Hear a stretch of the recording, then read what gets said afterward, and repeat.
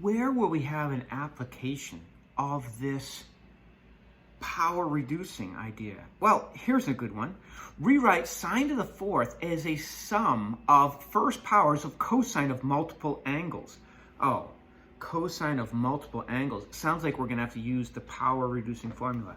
So sine to the fourth x, we've got to do something with it.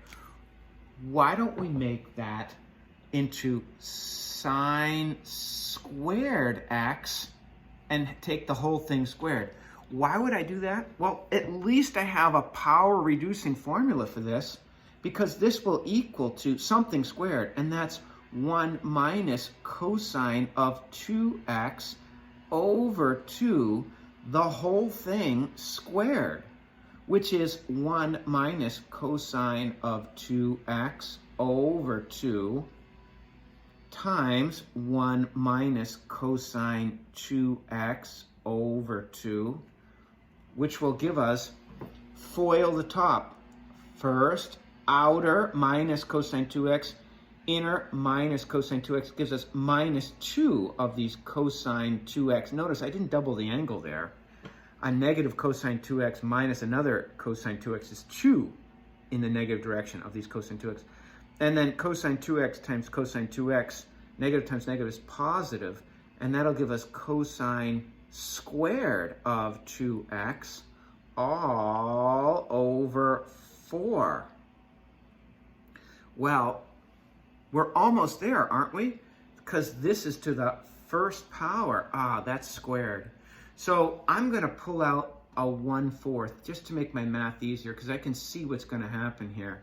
1 minus 2 cosine to the first power of the angle 2x plus cosine squared of whatever's here, which happens to be 2x as well. I'm going to leave that blank just for a second for instructional purposes only.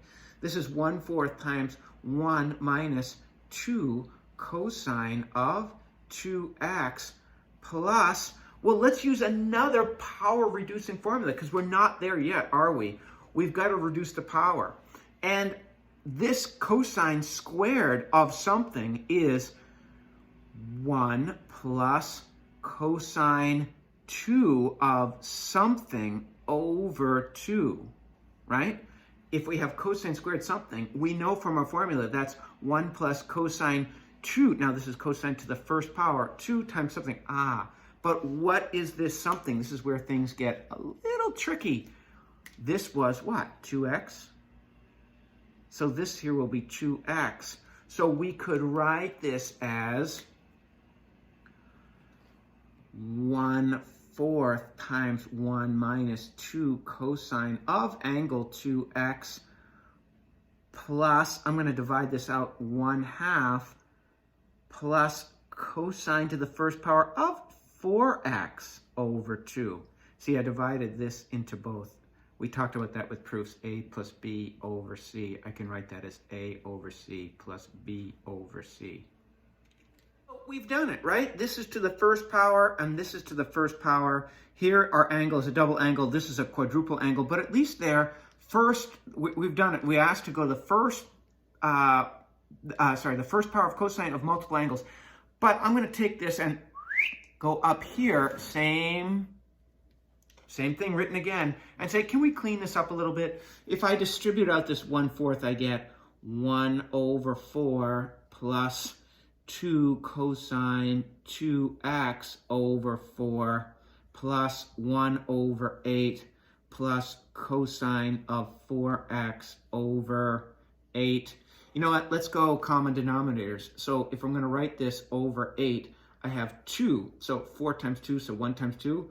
Plus, here, if I make this over 8, 4 times 2, so 2 times 2 is 4 cosine of 2x plus 1 over 8 plus cosine of 4x, which will give me 3 over 8 plus 4 cosine 2x over 8 plus, sorry, that was over 8 too, cosine of 4x over 8.